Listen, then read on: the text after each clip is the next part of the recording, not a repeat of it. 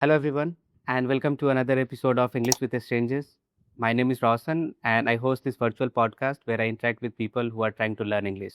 So, if you want to be part of this series or if you want to learn spoken English, reach out to me on my number and we can practice like this. Now, let's get to know our guest and start our session. Hi, sir. Please introduce yourself. Hello, sir. My name is Nikhil Gupta, and I'm a spoken English and communication coach. I have experience of around 15 years in teaching. And with this 15 years of experience, I've enriched my experience a lot and I've got a lot of knowledge with that experience. I teach people in four skills majorly. First, reading. Second, understanding. Third, writing. And fourth, speaking. What I've usually noticed that majority of the people, what they do, they focus more on the speaking part and grammar part. But Yeah. what I do, I'm majorly focused on the basics. So Mm-hmm. once the basics are cleared, then speaking is not that an issue. Exactly. That's what my experience. Yeah. Mm. And one more Nikhil. thing I would like to add before I would have you to speak. The thing that I would like to add over here is that when I say speaking, I technically mean speaking. Because what Mm-hmm. happens is that when people say reading, Hmm. so what happens is that they are meaning that they teach understanding part of it. But when I say reading, I mean the pronunciation part of the English Yeah. language. Mm-hmm. I understand. So, Nikhilji, where are you from? I'm basically from Dhule, Maharashtra. It's Hmm. in the northern part of Maharashtra. Hmm. And how long have you been running this current institute? Current institute, I'm here since 2024. 2024. And before that, I was in Nasik, and before that, I was here in Dhule only. Mm-hmm. So, my teaching experience, I began my teaching journey in the year 2011. Okay. I saw your content, I saw your podcast with various people. So, there was this recent podcast of yours with a girl. Hmm. And that I guess the caption on the thumbnail was her English is awesome, Hmm. and her English was truly awesome. Like so, I Yes. heard that interaction between you and her. Hmm. So what I concluded from that interaction of yours is that you are a very good listener. Yeah. You listen a lot, Mm-hmm. and I'm not just concluding this from that one podcast that I watched. I watched your 2 to 3 podcasts. Hmm. And from that, I came to this conclusion that you are a good listener. So, what is your psyche behind listening to people with so much of intensity and with so much of depth? I would like to know. Because being a The- coach myself, I hmm. know that what is the importance of listening, but I Yeah. would like to hear it from your POV. Mm-hmm. Yeah. Thank you, Nikhilji. I like to listen because this is work of a host, isn't it? If you're hosting a Right, podcast or if so, if you're not listening to your guest, then how are you going to ask questions? Right? And right, especially with strangers, you don't know anything about them. You haven't done any background research. right. Let's say if you are interviewing a famous person, you know almost everything about them, what they like, what they dislike, and you Hmm, have a clear picture in your head that where the conversation is going to go, at least hmm, majority of the time if you know the person. But with hmm, strangers you don't know where it will go, what kind of questions they will ask, what kind of life they are leading. So before right, I host this video or I invite them on my channel, I don't know anything. Majority of the time they reach out to me, sometimes I reach out to them. So hmm, we only have a little bit of introduction what they want to talk about, and hmm, so this becomes very important. If you listen carefully, you will have a lot of things to ask. And right, at the end of the day, this is an English learning platform, right? So a lot of hmm, learners are here to learn. So this is one thing that they can notice, that listen to the second person. Conversation and communication skills is not just about giving answers, making too many sentences. No, sometimes you can let the person speak, express themselves, and then lead the conversation. So that's my simple philosophy. Being a host, you have to listen and ask good questions. That's a very good point that you said, sir. Because you said one very important point that communication also about listening, and it is majorly about that.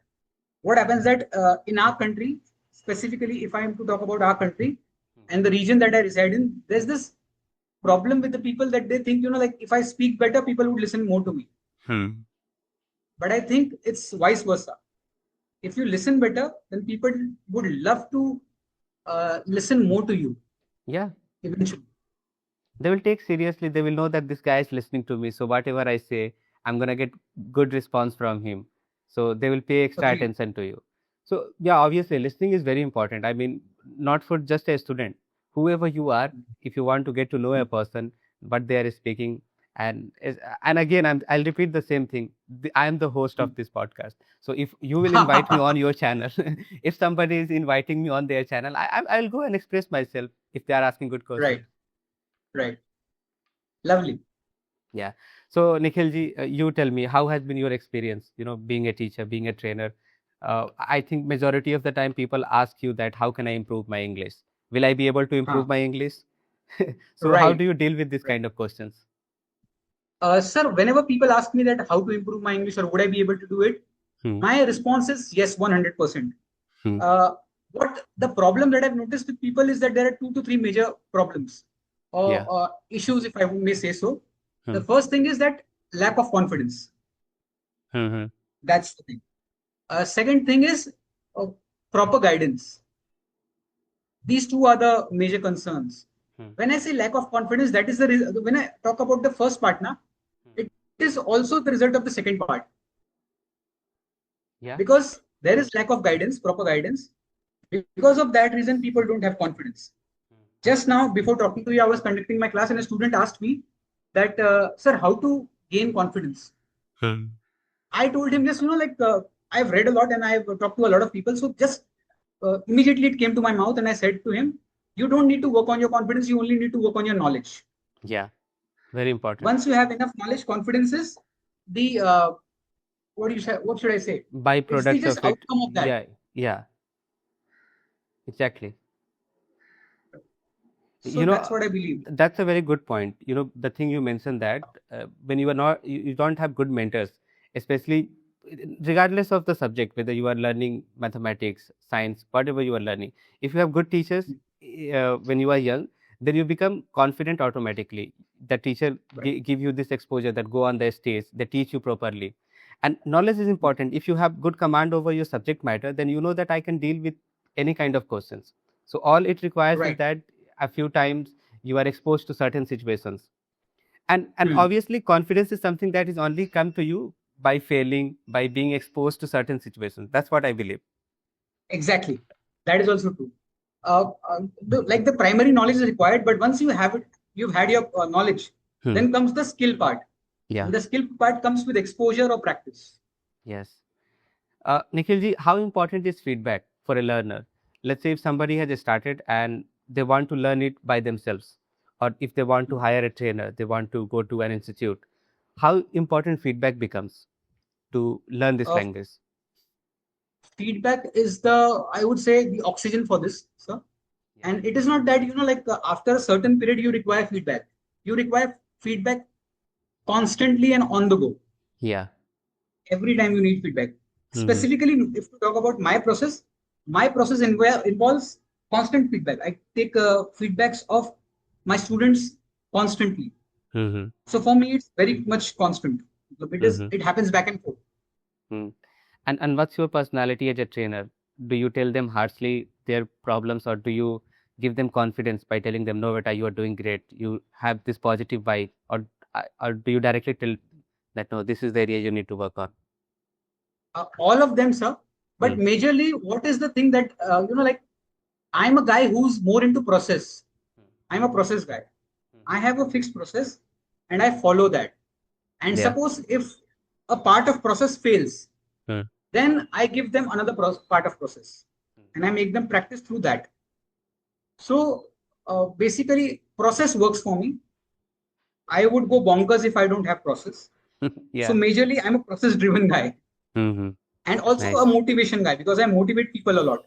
That's Hmm. required a lot. I feel that. Though Yeah. may people would put it off by saying that motivation is not required, it is required very much. Mm-hmm. No, if somebody is self-aware, maybe motivation is not required there.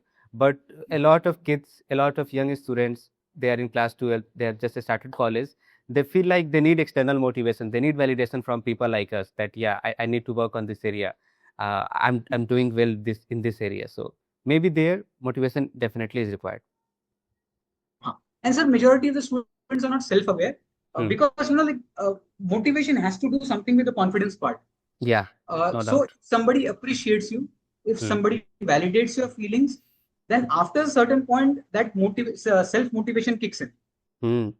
No But for doubt. the initial 2 to 3 months, you have to motivate people. That's what my experience Yes. says. Yeah, I also had a very nice trainer when I was in class 11. He didn't directly, like, he didn't give any long speeches about motivation and all, but he always, Kindly pardon me for a minute. I will. Mitra, in the panka bandu. yeah. So I was talking about my trainer, he was very supportive.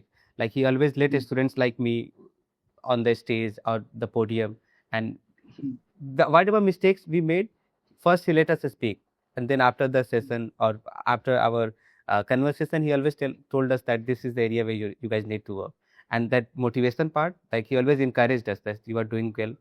And fear is the main thing, I guess. If you are able to kill the fear in your students, they can stick. That's true. That's true. And like you said, now the word feedback.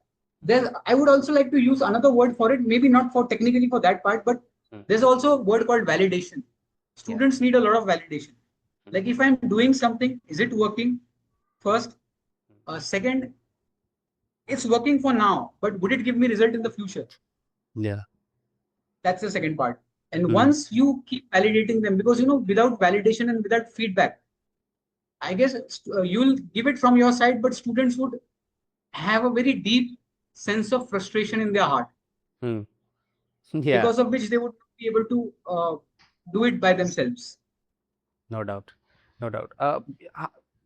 When it comes to fear, do you think a lot of Indians are scared of this language? That's why they are not able to express themselves, even though they can understand. But because of the hype, because of the importance given to this language, they have this fear that I have to speak perfectly, and they never start. That's true, sir. There's also one, fear is just a thing. I think fear is a little superficial word. From my what I've observed people and what I've read about people, Huh. inferiority complex is the deeper thing. Huh, huh, huh. What we feel that Britishers were superior to us. Yeah. That's why whatever they did or whatever they spoke Hmm. is superior to what is ours. Hmm. So that deep psychological uh, impression on the mind, Hmm. that makes them believe that if I won't be able to speak fluently, then I'm inferior. Hmm. And if I want to speak English, I should be perfect first, then only I'll speak.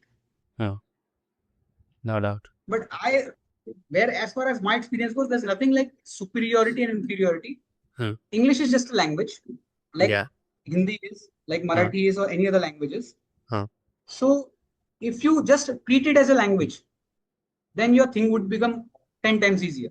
Yeah.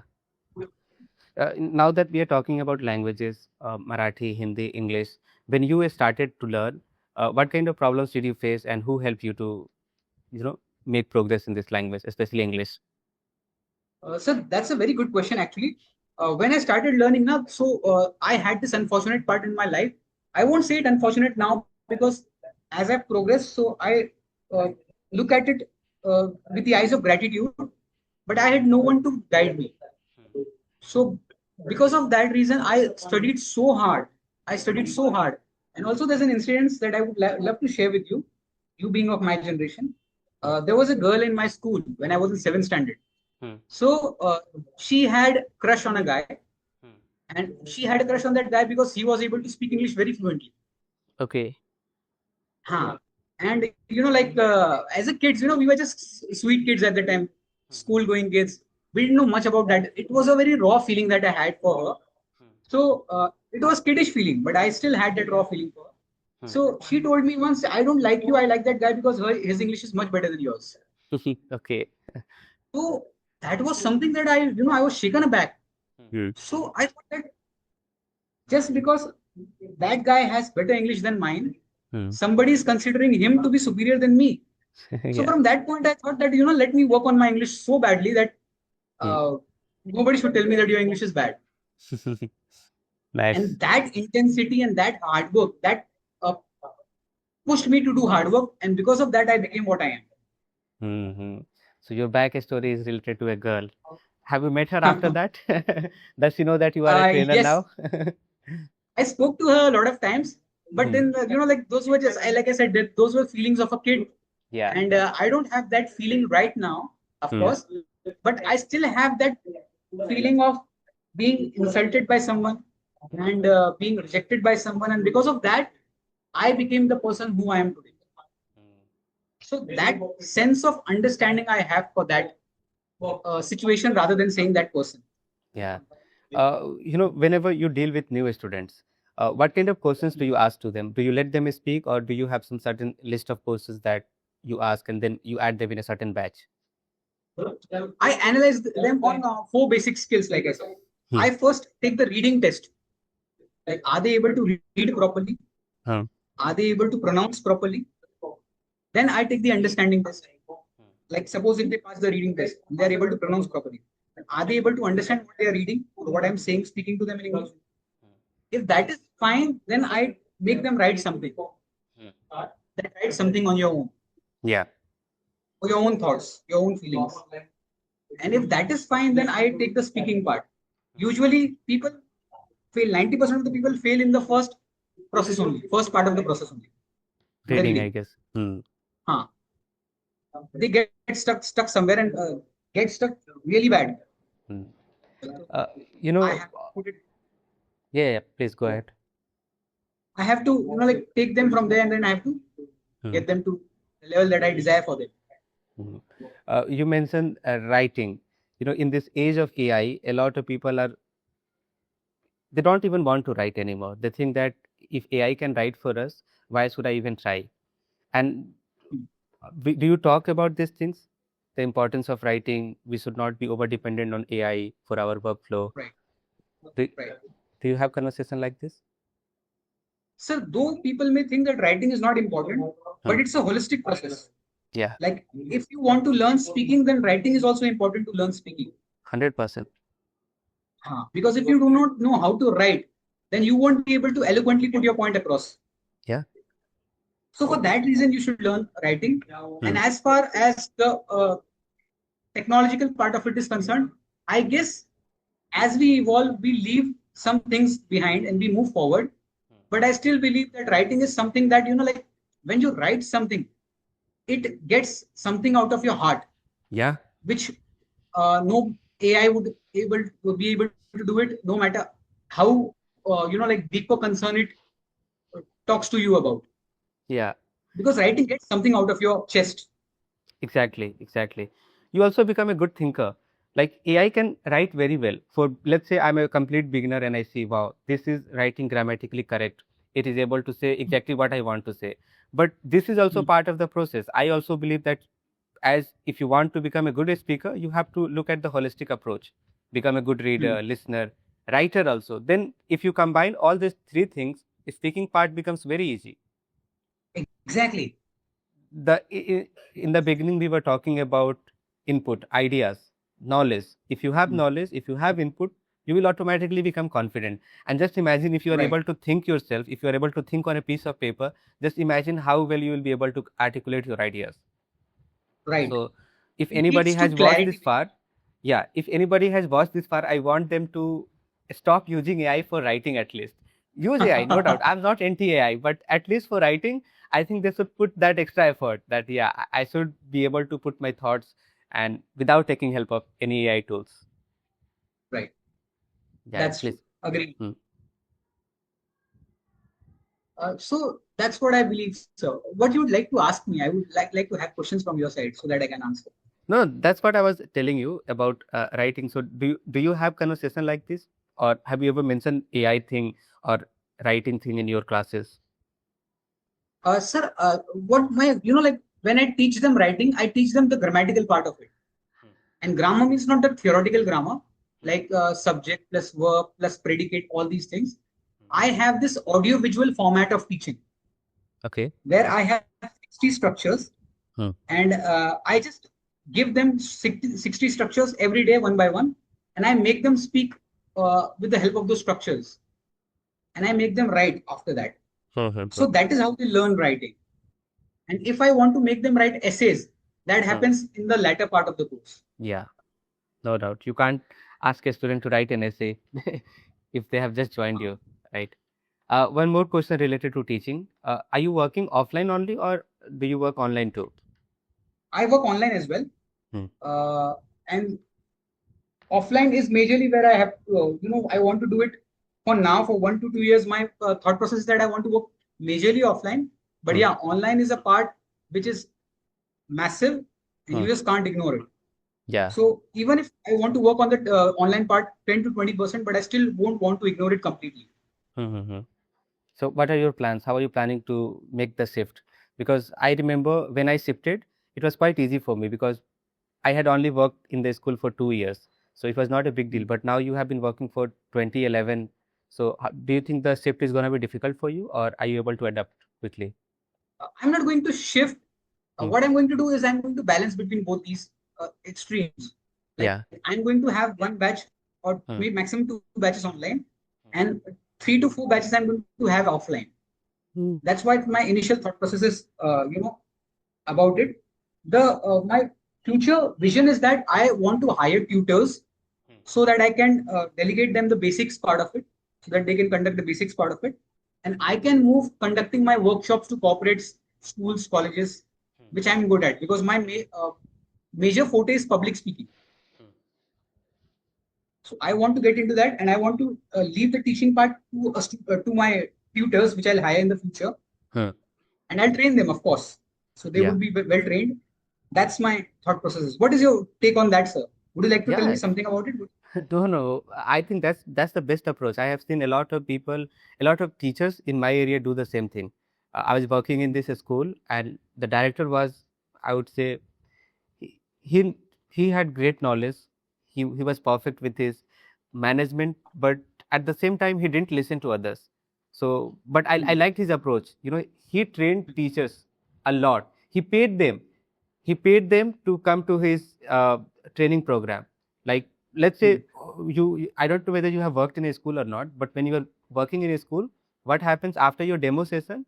You start teaching students, but he would not allow you to go in the class. First, he would train you. Only then, after a month, after 1.5 months, if he was satisfied with you, he will let you work in the classes or with a student. So I think that's the right approach. Train your trainers, tell them your philosophy, what you want exactly. So that's the best way to do it.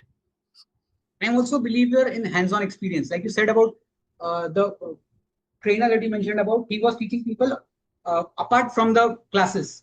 What I would do is that I would take them to with me to my class, and I would help them observe that what I'm teaching. Just look at it. Yeah. I'll tell them what are the nuances of it, Mm-hmm. and then I'll delegate them after that. Yes, why not? You have this much experience, so they must learn a lot of things from you.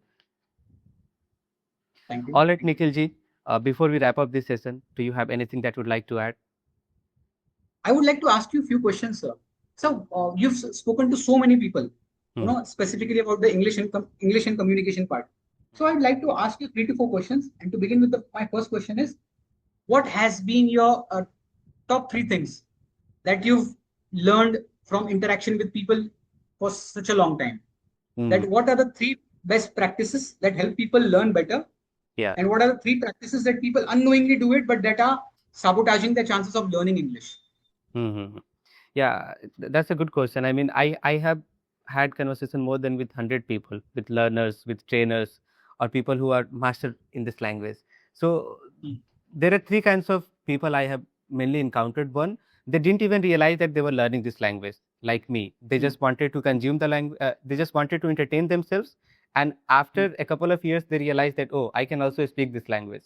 Second, Hmm. people who actually put a lot of effort by listening, reading, taking classes. And third, people who were taking classes but still they were not able to make progress.